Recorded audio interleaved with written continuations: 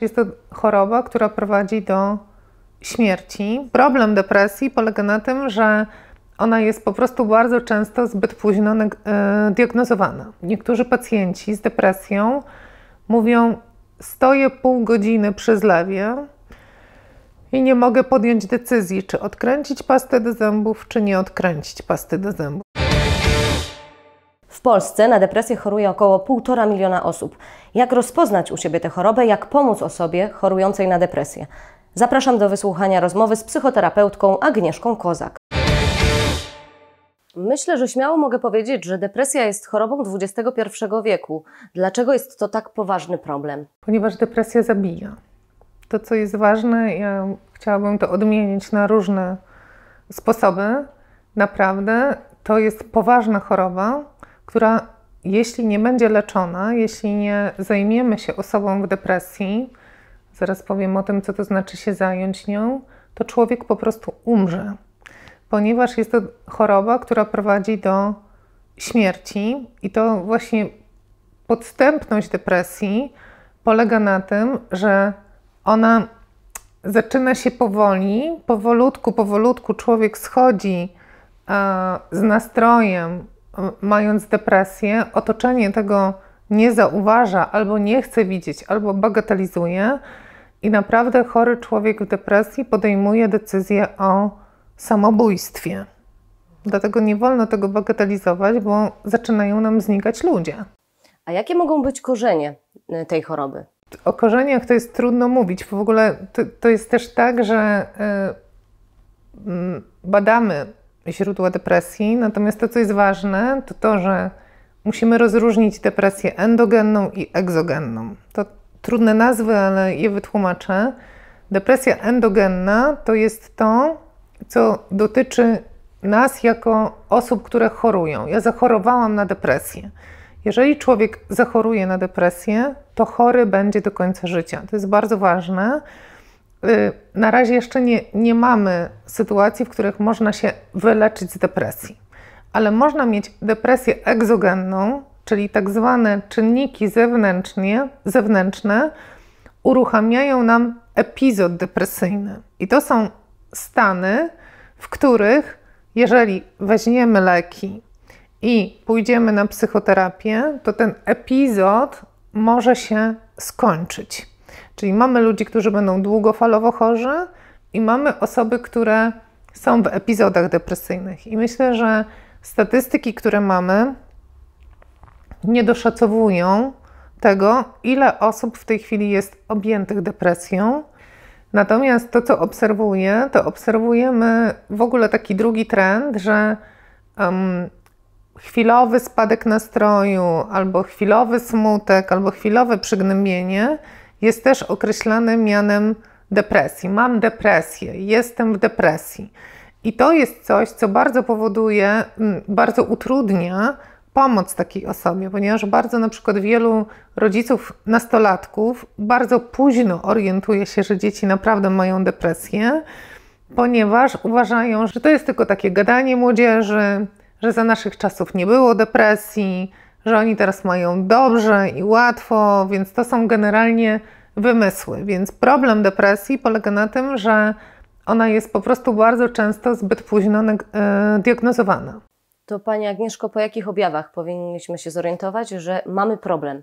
Objawów jest cała masa, natomiast to, co jest ważne, to jak długo one trwają, objawy, jakie jest też ich połączenie i zestawienie. Do objawów depresji należą spadek nastroju, trudności w koncentracji uwagi, problemy ze snem, problemy z jedzeniem. U młodzieży, uwaga, nerwowość i agresja, co się nie pojawia u osób dorosłych, myśli samobójcze i podejmowane próby samobójcze. To jest to, że na przykład niektórzy pacjenci z depresją mówią: stoję pół godziny przy zlewie i nie mogę podjąć decyzji, czy odkręcić pastę do zębów, czy nie odkręcić pasty do zębów. To są depresja objawia się tym, że człowiek ma naprawdę gigantyczne kłopoty z podejmowaniem prostych, codziennych decyzji. Do tego jeszcze oczywiście dochodzi płaczliwość, bo jest bardzo duży smutek. Natomiast to, co mówi wielu pacjentów, to to, że otoczenie reaguje na to, że jakiś taki się leniwy zrobiłeś, rozlazły się zrobiłeś, no i proponuje bardzo dużo różnych zastępczych środków czy pomysłów pod tytułem idź pobiegaj, obejrzyj sobie film, zjedz sobie lody albo zjedz coś smacznego, to ci przejdzie. Natomiast to, co jest ważne, to to, że osoba z depresją, jeżeli jest chora na depresję, sama nie pójdzie do lekarza. Należy umówić wizytę, wziąć za rękę i zaprowadzić. To jest bardzo ważne. Wiele osób, z którymi pracowałam, tak zrobiły i uratowaliśmy po prostu kilka żyć. Właśnie chciałam zapytać, w jaki sposób współmałżonek, rodzic, kolega może pomagać osobie, która ma depresję, czyli zaprowadzić do lekarza, to po pierwsze. W jaki inny sposób może być jeszcze wsparciem? Rozumieć i wspierać w procesie leczenia. Natomiast to jest ważne, co Pani zapytała, jak może pomagać. Broń Boże, żeby chciał pomagać sam.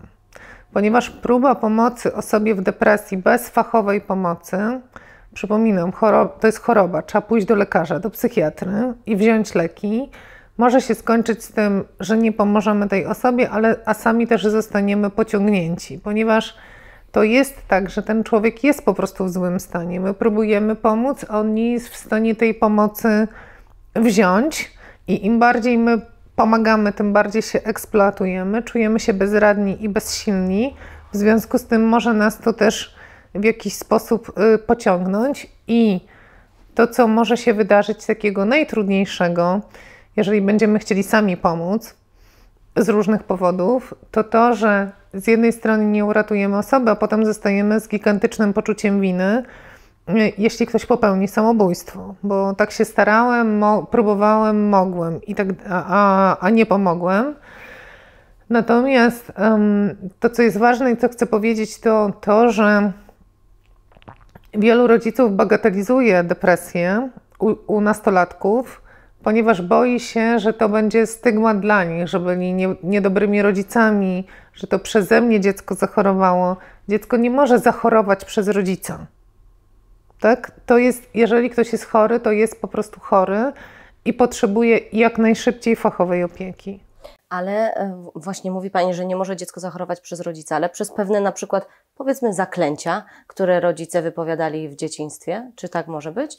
To wtedy mamy epizod depresyjny, tak? Czyli mamy ten stan depresyjny. Dziecko może być w stanie depresyjnym czy w obniżonym nastroju przez przytłoczenie, przez zmęczenie, przez przeciążenie, ale to wtedy ja nie mogę być źródłem choroby. Choroba jest niezależna, tak?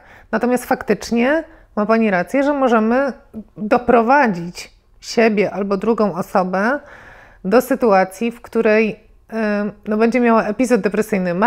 Marshall Rosenberg mówi o tym, że depresja to nagroda za grzeczność.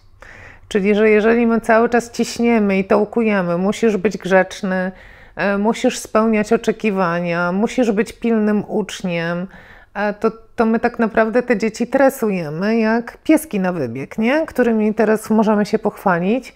No to faktycznie przeciążony dzieciak może zaliczyć epizod depresyjny. A czy taka osoba z depresją może wejść w trwałe relacje? Czy może takie zdrowe, dobre relacje budować? To jest ciekawe pytanie, które Pani zadaje, bo czy chory człowiek może być w zdrowej relacji? No tak moglibyśmy sobie zadać pytanie. No, trudno, żeby plus dodać minus dał nam plus po prostu. Więc ja zawsze, jeśli będę miała depresję, zawsze będę od Pani potrzebowała wsparcia. I teraz pytanie brzmi, co my definiujemy jako zdrową relację? Jeżeli chcemy relacji, w której jest wymiana, w której my się nawzajem wspieramy, w której my nawzajem wzrastamy, to taka relacja będzie trudna z tą osobą, ale to nie znaczy, że my nie możemy być w relacji.